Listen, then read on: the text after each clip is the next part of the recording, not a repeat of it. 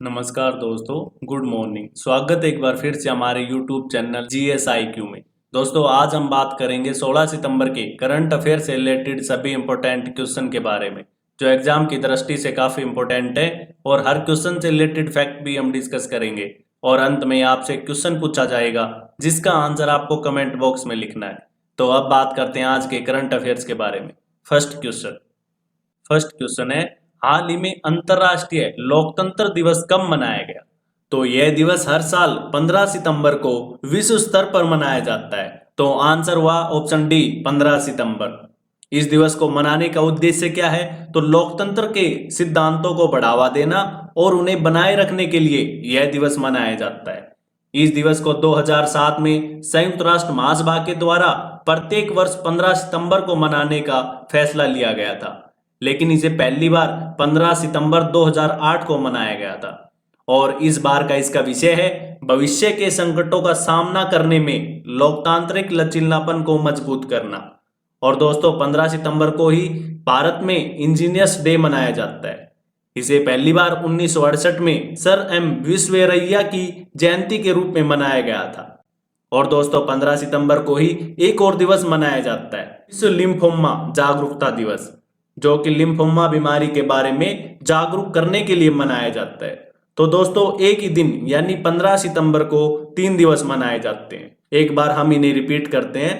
15 सितंबर को अंतर्राष्ट्रीय लोकतंत्र दिवस, राष्ट्रीय इंजीनियर्स डे और विश्व लिम्फोमा जागरूकता दिवस मनाया जाता है। तो इस क्वेश्चन से इतनी जानकारी। और दोस्तों यदि आप हमारे चैनल पर नए हैं तो सबसे पहले आप चैनल को सब्सक्राइब करें। अब नेक्स्ट क्वेश्चन, हाल ही में किस शिक्षक को ब्रह्मानंद पुरस्कार 2021 से सम्मानित किया गया? तो अभी सुपर 30 के संस्थापक आनंद कुमार को यह पुरस्कार दिया गया है। तो आंसर हुआ ऑप्शन सी आनंद कुमार। ये है आनंद कुमार। इन्हें यह पुरस्कार सुपर 30 के माध्यम से शिक्षा के क्षेत्र में उनके बेहतर योगदान के लिए दिया गया है। इन्हें यह पुरस्कार दिया किसने? तो इन्हें यह पुरस्कार कांगड़ी डीम्ड विश्वविद्यालय के कुलपति प्रोफेसर रूप किशोर शास्त्री के द्वारा दिया गया है। और इस पुरस्कार के विजेता को 10,000 रुपए का नगद पुरस्कार, एक कांस्य पदक, एक स्वामी ब्रह्मानंद की एक कांस्य प्रतिमा और एक प्रमाण पत्र दिया जाता है। यह हमने जिक्र किया ब्रह्मानंद पुरस्कार का, तो यह पुरस्कार शिक्षा और समाज के लिए बेहतर कार्य करने वाले व्यक्ति को दिया जाने वाला पुरस्कार है। और इसके सबसे पहले प्राप्तकर्ता हैं जर्मन नागरिक फ्रेडरिक इरिना, जिन्हें 2019 में यह पुरस्कार दिया गया था। और 2020 में यह पुरस्कार डॉक्टर अरुण कुमार पांडे को दिया गया था। तो इस क्वेश्चन से इतनी जानकारी। अब नेक्स्ट क्वेश्चन, हाल ही में किस देश ने एक ग्राम पंचायत एक डीजीपे सखी मिशन को लॉन्च किया? तो इसे लॉन्च किया है जम्मू कश्मीर केंद्र शासित प्रदेश ने। तो आंसर हुआ ऑप्शन ए जम्मू कश्मीर प्रदेश में। यह मिशन 2000 गांवों में शुरू किया गया है जहां पहुंच पाना मुश्किल है। वहां अब स्वयं सहायता समूह की सहायता से डिजीपे से भुगतान के प्रति जागरूक किया जाएगा और लेन देन का कार्य डिजीपे की सहायता से किया जाएगा। इसके पहले चरण में 80 महिलाओं को डिजीपे सखियों के रूप में चुना गया है। और अभी प्रदेश का वेयान गांव 100% टीकाकरण करने वाला पहला गांव बना था। और प्रदेश की माविया सुदन प्रदेश की पहली फाइटर पायलट बनी थी। और अभी राज्य में हौसला कार्यक्रम की शुरुआत की थी। और जम्मू कश्मीर हाईकोर्ट का नाम बदलकर जम्मू कश्मीर और लद्दाख हाईकोर्ट रखा गया। तो इस क्वेश्चन से इतनी जानकारी।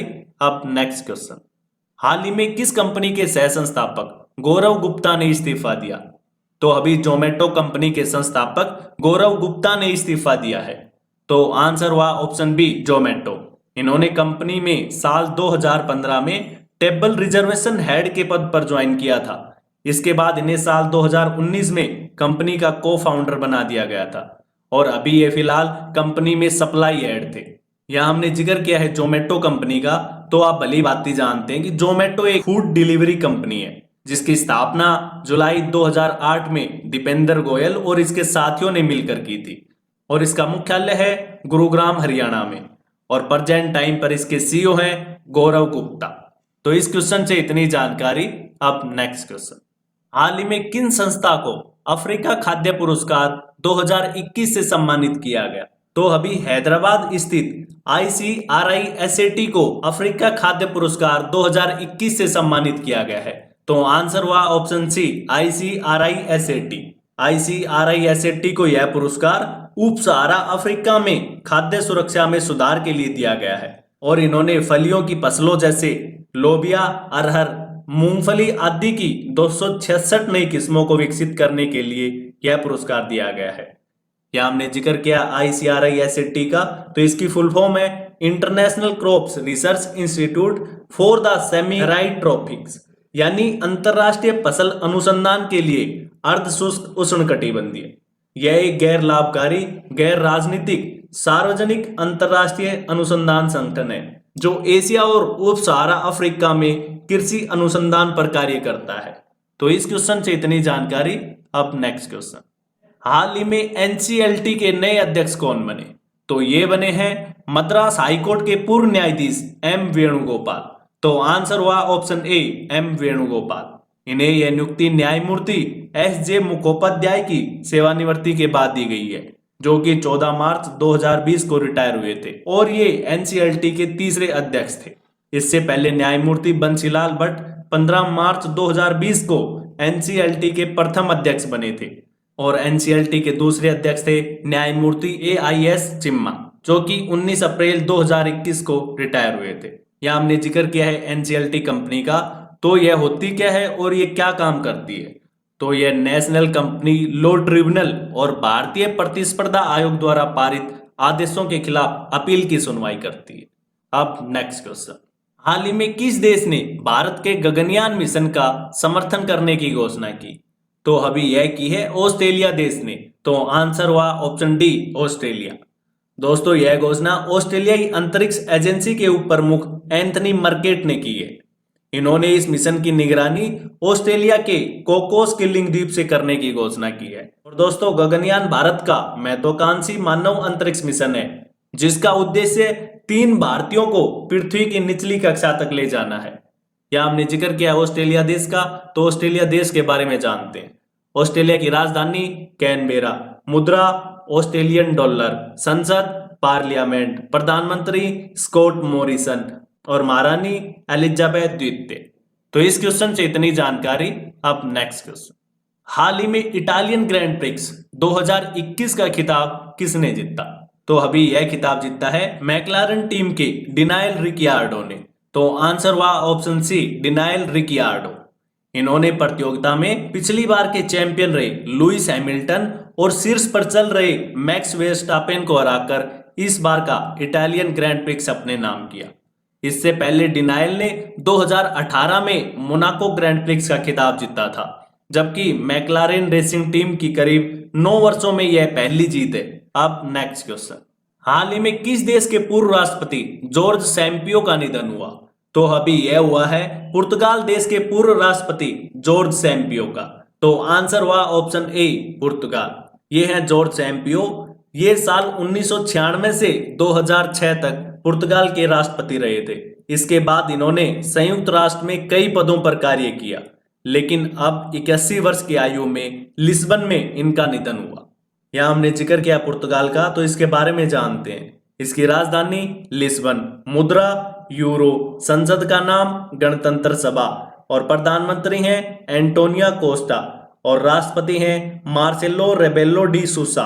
कौन? Marcelo रेबेला D सूसा। तो इस क्वेश्चन से इतनी जानकारी। अब नेक्स्ट क्वेश्चन, हाल ही में किस देश में विश्व का सबसे बड़ा रक्त परीक्षण आरंभ हुआ? तो अभी यह हुआ है ब्रिटेन देश में। तो आंसर हुआ ऑप्शन बी ब्रिटेन। यह परीक्षण ब्रिटेन देश की राष्ट्रीय स्वास्थ्य सेवा ने 50 प्रकार के कैंसर का पता लगाने के लिए ग्लैरी रक्त परीक्षण शुरू किया है। वैसे वर्तमान समय में ग्लैरी परीक्षण अमेरिका में किया जाता है और यह उन कैंसर का पता लगाता है जिनकी नियमित जांच नहीं की जाती है। और दोस्तों, अब एक क्वेश्चन यहां से बनता है कि कैंसर के इलाज में किस थेरेपी का प्रयोग किया जाता है?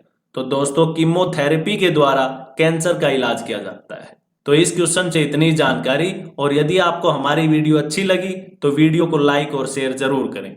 अब नेक्स्ट क्वेश्चन, अब लास्ट वीडियो के क्वेश्चन का आंसर, लास्ट वीडियो में हमने क्वेश्चन पूछा था कि हाल ही में किस राज्य में भारत की सबसे बड़ी ओपन एयर फर्नरी खोली गई।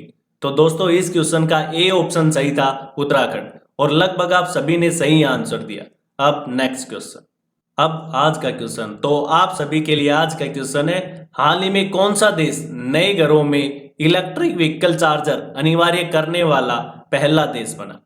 आपके सामने 4 ऑप्शन है, इनमें से आपको सही आंसर कमेंट बॉक्स में लिखना है। और दोस्तों यदि आप डेली करंट अफेयर से रिलेटेड पीडीएफ चाहते हैं तो आप हमारे टेलीग्राम ग्रुप से जुड़ सकते हैं, जिसका लिंक नीचे डिस्क्रिप्शन में दिया गया है। धन्यवाद।